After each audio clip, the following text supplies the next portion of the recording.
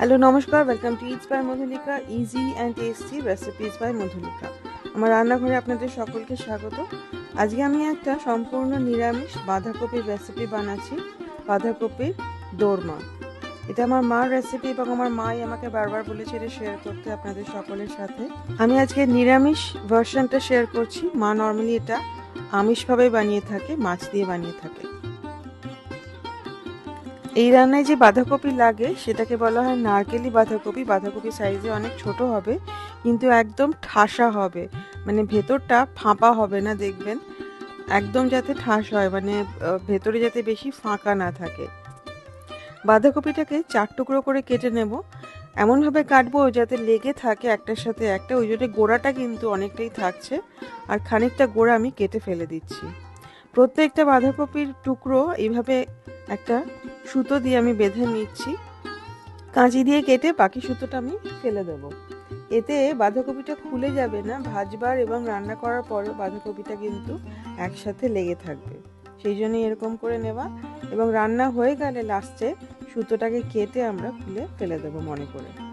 নিয়ে নিচ্ছি গোটা গরম মশলা, 1 ইঞ্চি দারচিনি আর 2টো এলাচ আমরা এভাবে থেতো করে নেব।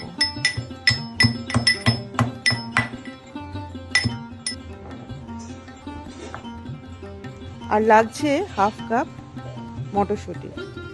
রান্নাটা এবার শুরু করা যাক। আমি রান্নাটা ফ্রাই প্যানে করছি, কিন্তু পুরো রান্নাটা আমি ফ্রাই প্যানে করতে পারিনি, পরে আমাকে চেঞ্জ করে কড়াইতে নিতে হয়েছে।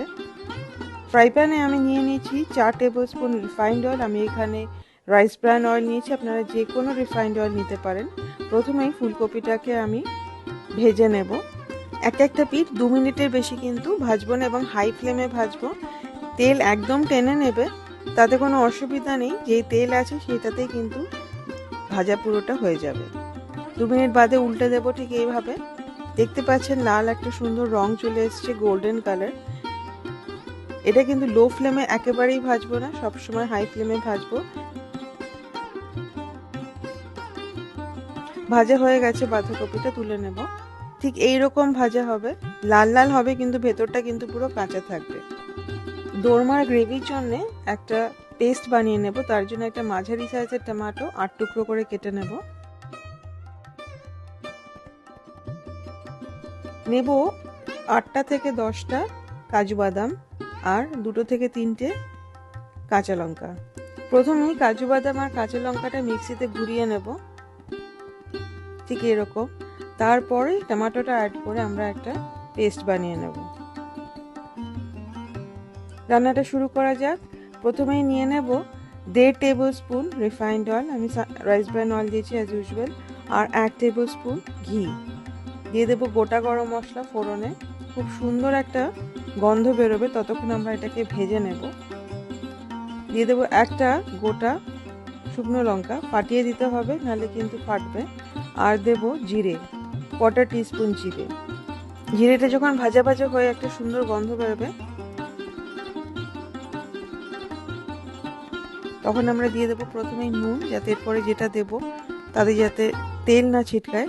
দিয়ে দেব আদা বাটা আর একটা কাঁচা লঙ্কা। আদা বাটা আমি 1/2 টিস্পুন দিয়েছি। আদা বাটা আর কাঁচা লঙ্কাটা প্রথমে আমরা ঘিতে ভেজে নেব, খুব সুন্দর একটা গন্ধ বেরোবে। পুরো মশলাটা আমি মিডিয়াম ফ্লেমে ভাজবো, যতক্ষণ না কাঁচা গন্ধটা চলে গিয়ে ঘিতে আদা এবং কাঁচা লঙ্কা ভাজার, গরম মশলা ভাজার একটা খুব সুন্দর গন্ধ আসবে। মশলাটা ভাজা হয়ে গেলে দিয়ে দেবো 1 টিস্পুন জিরে গুঁড়ো, 1 টিস্পুন ধনে গুঁড়ো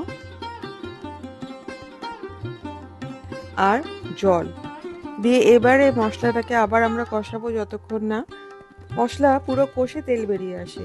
জিরে কিন্তু শুকনো লঙ্কা আর জিরে একসাথে শুকনো খোলায় ভেজে গুঁড়ো করা, ধনেও তাই, বাড়িতে শুকনো খোলায় ভেজে গুঁড়ো করা, সেই জন্য ধনে গুঁড়ো এবং জিরে গুঁড়ো রঙটা কিন্তু একটু আলাদা। পুরো মশলাটা কষে যখন তেল বেরিয়ে আসবে, তখন আমরা দিয়ে দেব কাজু বাদাম, টমেটো আর কাঁচা লঙ্কা বাটাটা। মিক্সিটা ধুয়ে জলটা দিয়ে দেব, আরও খানিকটা জল দিয়ে দেব গরম মশলা 1/4 টিস্পুন দিয়ে। এবারে আমরা ঢাকা দিয়ে মশলাটাকে ভাজতে থাকবো। মশলাটায় কাজু বাদাম থাকায় কষাবার সময় লেগে যেতে পারে, সেই জন্যই আমি রান্নাটা ননস্টিকে করেছি, ফ্রাই প্যানে। মশলাটা ঢাকা দিয়ে কষাবো যতক্ষণ না আবার তেল ছেড়ে আসে। আর মাঝে মাঝেই 2-3 মিনিট বাদে বাদে ঢাকা খুলে ভালো করে নেড়ে দেবো, যাতে সমানভাবে পুরোটা ভাজা হয় এবং কোনো দিক যাতে পুড়ে না যায়, লেগে না যায়। মশলাটা দেখছেন পুরো ভাজা হয়ে গেছে, তেল বেরিয়ে এসেছে, জল পুরো শুকিয়ে গেছে, তার মানে মশলাটা পুরো রান্না হয়ে গেছে। দিয়ে দেব 2টো তেজপাতা। আমি সিদ্ধ করা আলু 4 টুকরো করে কেটে দিয়ে দিয়েছি, আর দিয়েছি মটরশুঁটি হাফ কাপ। 4 টুকরো বাঁধাকপি আছে, সেই জন্য আমি 4 টুকরো আলুই দিচ্ছি। আর সিদ্ধ করা আলু দিলে কিন্তু টেস্টটা অনেক বেটার আসে। সিদ্ধ করা আলু না থাকলে আপনারা আলু এইভাবে কেটে ভেজে দিতে পারেন। এইবারে দিয়ে দেব গরম দুধ। এটা হচ্ছে এই রান্নার one of the most important ingredient, সব থেকে ইম্পর্ট্যান্ট বলা যায়। এইটার জন্য কিন্তু রান্নার টেস্টটা একদম অন্যরকম হবে। দুধটা সবসময় গরম করেই দেবে, নাহলে কিন্তু দুধটা ফেটে যেতে পারে। ভালো করে মিশিয়ে নেব। আর দুধের বাটিটা ধুয়ে 1/4 কাপ জল আমি দিয়ে দেব। এই রান্নাটায় খুব বেশি ঝোল থাকে না, তবে আপনারা যদি চান একটু বেশি ঝোল রাখতে, তাহলে কিন্তু আরও হাফ কাপ জল আপনারা অ্যাড করে দিতে পারেন। ঝোলটা ফুটে উঠলে দিয়ে দেব ভেজে রাখা বাঁধাকপির টুকরোগুলো।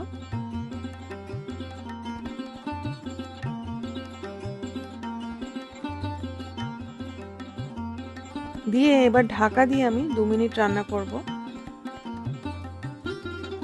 2 মিনিট বাদে ঢাকা খুলে আমি দেখলাম যে পুরো বাঁধাকপিটা ডুবছে না, সেই জন্য কিন্তু আমি ফ্রাই প্যানটা চেঞ্জ করে পুরো রান্নাটা কড়াইতে ট্রান্সফার করে নিলাম, যাতে বাঁধাকপিগুলো পুরো ঝোলের মধ্যে ডুবে যায়।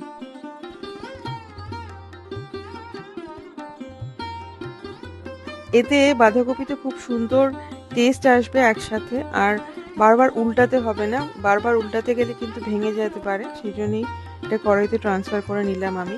ঢেকে 5 মিনিট রান্না করব, যতক্ষণ না বাঁধাকপি নরম হয়ে যাচ্ছে। এতে বাঁধাকপি নরম হবে, বাইরের দিকটা কিন্তু ভেতর দিকটা কিন্তু ক্রাঞ্চি থাকবে। আপনারা যদি সেটা পছন্দ না করেন, যদি চান যে বাঁধাকপি পুরো নরম হয়ে যাবে, তাহলে আরও 3 মিনিট কিন্তু রান্না করবেন। মানে টোটাল তাহলে আপনারা 8 মিনিট ঢাকা দিয়ে 8 থেকে 10 মিনিট ঢাকা দিয়ে রান্না করবেন, তাহলে কিন্তু বাঁধাকপিটা পুরো নরম হয়ে যাবে।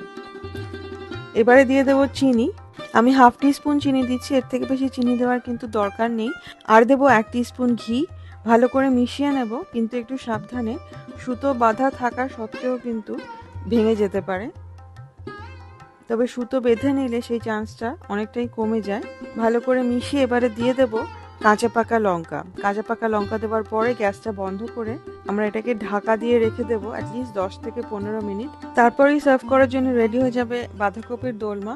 বাঁধাকপির দোলমা ভালো লাগবে গরম ভাতের সাথে সব থেকে বেশি, তবে লুচির সাথে এটা কিন্তু বেশ ভালো লাগে। আমার বিশ্বাস এই রেসিপিটা অনেকের কাছেই নতুন। রেসিপিটা প্লিজ ট্রাই করবেন এবং আমাকে কমেন্ট করে জানাবেন যে আপনাদের কেমন লাগলো। আমার মনে হয় আপনাদের সকলের এটা ভীষণই ভালো লাগবে।